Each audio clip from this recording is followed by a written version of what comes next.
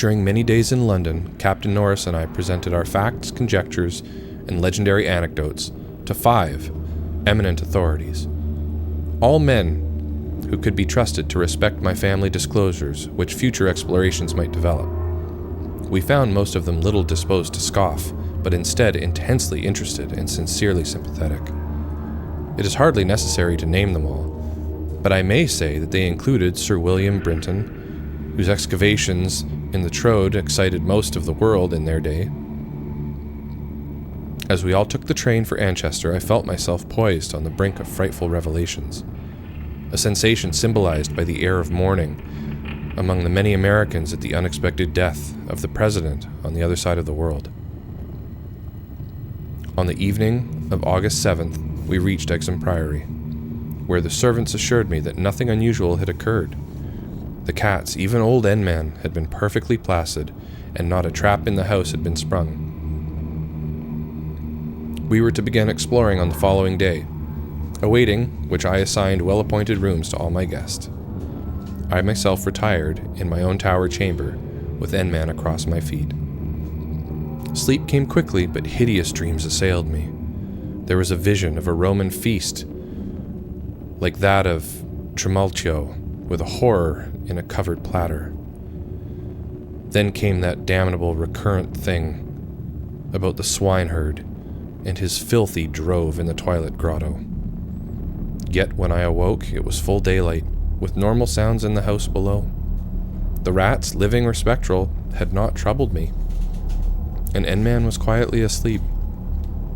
On going down, I found that the same tranquility had prevailed elsewhere, a condition which one of the assembled savants, a fellow named Thornton, devoted to the psychic, rather absurdly laid to the fact that I had now been shewn the thing which certain forces had wished to shew me. All was now ready, and at 11 a.m. our entire group of 7 men, bearing powerful electric searchlights and implements of excavation, went down to the subcellar and bolted the door behind us. N-Man was with us, for the investigators found no occasion to despise his excitability, and were indeed anxious that he be present in case of obscure rodent manifestations. We noted the Roman inscriptions and unknown altar designs only briefly, for 3 of the savants had already seen them, and all knew their characteristics. Prime attention was paid to the momentous central altar, and within an hour, Sir William Brinton had caused it to tilt backward, balanced by some unknown species of counterweight. There now lay revealed such a horror as would have overwhelmed us had we not been prepared. Through a nearly square opening in the tiled floor, sprawling on a flight of stone steps so prodigiously worn that it was little more than an inclined plane at the center, was a ghastly array of human or semi-human bones. Those which retained their collocation as skeletons, shewed attitudes of panic, fear, and over all were the marks of rodent gnawing. The skulls denoted nothing short of utter idiocy, cretinism, or primitive semi-apedom. Above the hellishly littered steps arced a descending passage seemingly chiseled from the solid rock and conducting a current of air. This current was not a sudden and noxious rush as from a closed vault, but a cool breeze with something of freshness in it. We did not pause long, but shiveringly began to clear a passage down the steps. It was then that Sir William, examining the hewn walls, made the odd observation that the passage, according to the direction of the strokes, must have been chiseled from beneath. I must be very deliberate now and choose my words. After plowing down a few steps amidst the gnawed bones, we saw that there was light ahead.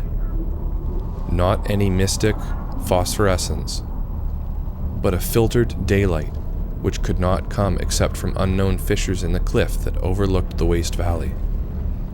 That such fissures had escaped notice from outside was hardly remarkable, for not only is the valley wholly uninhabited, but the cliff is so high and beetling that only an aeronaut could study its face in detail. A few steps more and our breaths were literally snatched from us by what we saw, so literally that Thornton, The psychic investigator actually fainted in the arms of the dazed man who stood behind him. Norris, his plump face utterly white and flabby, simply cried out inarticulately, whilst I think that what I did was to gasp or hiss and cover my eyes. The man behind me, the only one of the party older than I, croaked and hackneyed, "My God," in the most cracked voice I ever heard.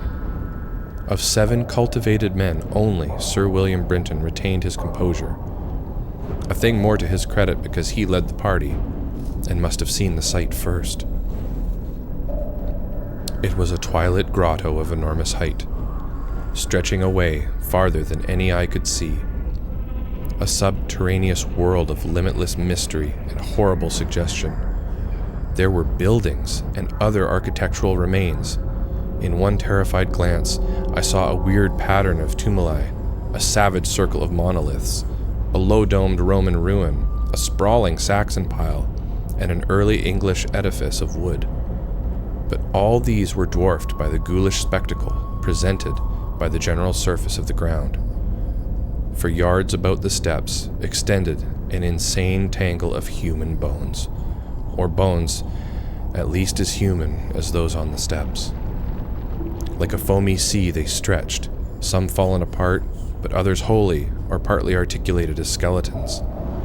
These latter invariably in postures of demonic frenzy, either fighting off some menace or clutching other forms with cannibal intent. When Dr. Trask, the anthropologist, stooped to classify the skulls, he found a degraded mixture which utterly baffled him. They were mostly lower than the Piltdown man in the scale of evolution, but in every case was definitely human. Many were of higher grade, and a very few were the skulls of supremely and sensitively developed types. All the bones were gnawed, mostly by rats, but somewhat by others of the half-human drove. Mixed with them were many tiny bones of rats, fallen members of the lethal army which closed the ancient epic. I wonder that any man among us lived and kept his sanity through that hideous day of discovery. Not Hoffman or Heisman's could conceive a scene more wildly incredible, more frenetically repellent, or more gothically grotesque than the twilit grotto through which we 7 staggered, each stumbling on revelation after revelation and trying to keep, for the nonce, from thinking of the events which must have taken place there 300 years, or 1,000, or 2,000, or 10,000 years ago. It was the antechamber of hell, and poor Thornton fainted again when Trask told him that some of the skeleton things must have descended as quadrupeds through the last 20 or more generations. Horror piled on horror as we began to interpret the architectural remains. The quadruped things, with their occasional recruits from the biped class, had been kept in stone pens, out of which they must have broken in their last delirium of hunger or rat fear. There had been great herds of them, evidently fattened on the coarse vegetables whose remains could be found as a sort of poisonous ensilage at the bottom of huge stone bins older than Rome. I knew now why my ancestors had had such excessive gardens. Would to heaven I could forget. The purpose of the herds I did not ask.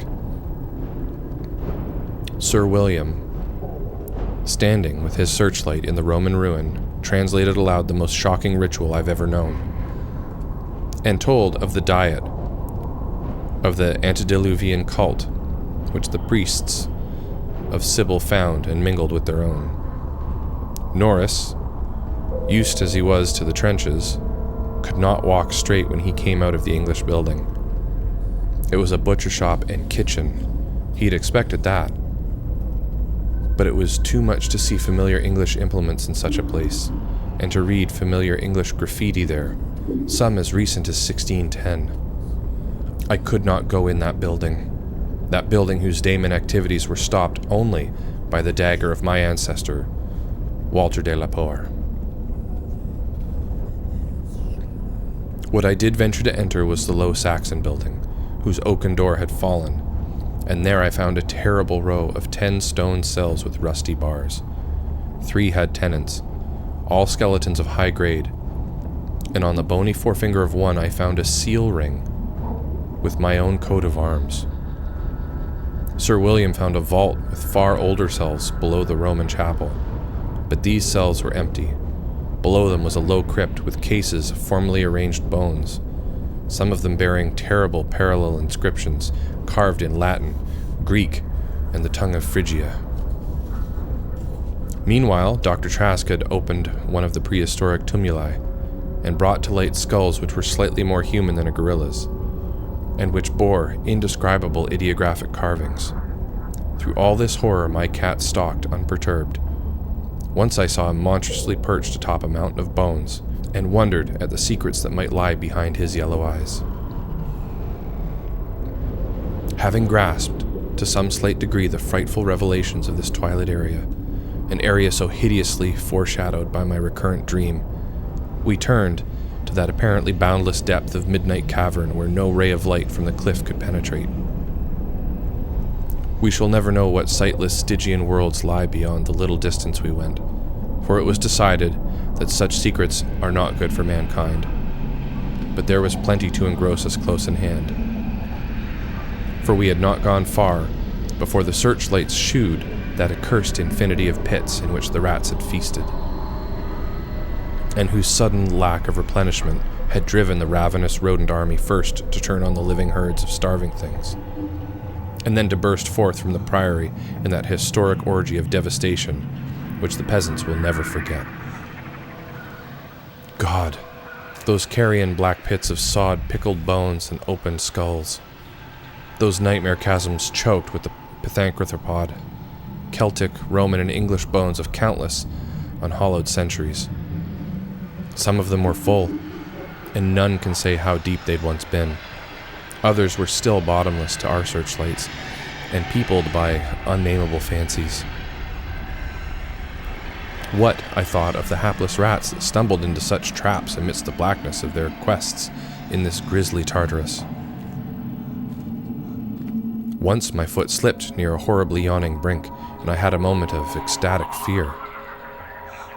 I must have been musing a long time, for I could not see any of the party but the plump Captain Norris. Then there came a sound from that inky, boundless, farther distance that I thought I knew, and I saw my old black cat dart past me like a winged Egyptian god, straight into the illimitable gulf of the unknown. But I was not far behind, for there was no doubt after another second. Always questing for new horrors, and determined to lead me on even unto those grinning caverns of Earth's center, where Nyarlathotep, the mad faceless god, howls blindly to the piping of two amorphous idiot flute players. My searchlight expired, but I still ran. I heard voices and yowls and echoes, but above all, there gently rose that impious, insidious scurrying, gently rising as a stiff, bloated corpse gently rises over an oily river that flows under endless onyx bridges to a black, putrid sea. Something bumped into me, something soft and plump. It must have been the rats, the vicious, gelatinous, ravenous army that feast on the dead and the living. Why shouldn't rats eat a delapoi, as a delapoi eats forbidden things? The war ate my boy. Damn them all. And the Yanks ate Carfax with flames and burned Grandsire Delapore and the secret. No, I tell you, I am not that daemon swineherd in the Twilit Grotto.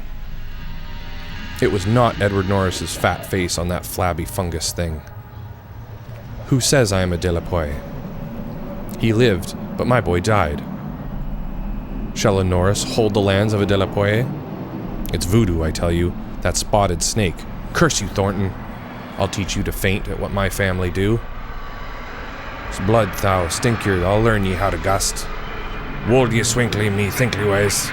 Magna Mater, Atis, Dia Ad, Aghad, As Ad Anan, Agus, Bas Dunak Ort, Donas, Dolas Ort, Agus Litsa, Ungle, Herb. That is what they say I said when they found me in the blackness after 3 hours. found me crouching in the blackness over the plump, half-eaten body of Captain Norris, with my own cat leaping and tearing at my throat. Now they've blown up Exham Priory, taken my end-man away from me, and shut me into this barred room at Hanwell with fearful whispers about my heredity and experiences. Thornton is in the next room, but they prevent me from talking to him. They are trying, too, to suppress most of the facts concerning the Priory. When I speak of poor Norris, they accuse me of a hideous thing. But they must know that I did not do it. They must know it was the rats. The slithering, scurrying rats, whose scampering will never let me sleep. The daemon rats that race behind the padding in this room, and beckon me down to greater horrors that I have ever known. The rats they can never hear. The rats in the walls.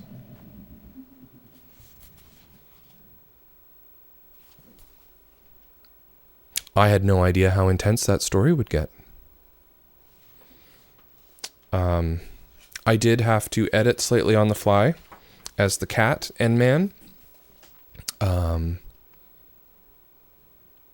Well, his name comes from an older time, but it's not appropriate to use today, so N-Man will have to do. I had no idea how vivid and evocative this story would be. I don't know how it was for you hearing it, but for me reading it, I really got a sense of this giant underground city, just built with additions from different ages of human existence, but all desolate and littered with bones and really morbid, really morbid. And how the main character just devolves into this kind of lunatic state right at the end. I'm assuming that the words I was trying to pronounce were Latin, and nobody speaks Latin, but I don't know how to pronounce Latin properly, so I'm excited to read more Lovecraft, honestly. I thought that was really good. I think this has been my favorite so far. And maybe that's just because it's the most modern of what I've read currently, so the language is a little bit easier to interpret on the fly. There's some stumbles that I've edited out, but for the most part, it was fairly smooth. Anyways, happy Halloween. Take care of yourself, okay? Bye-bye.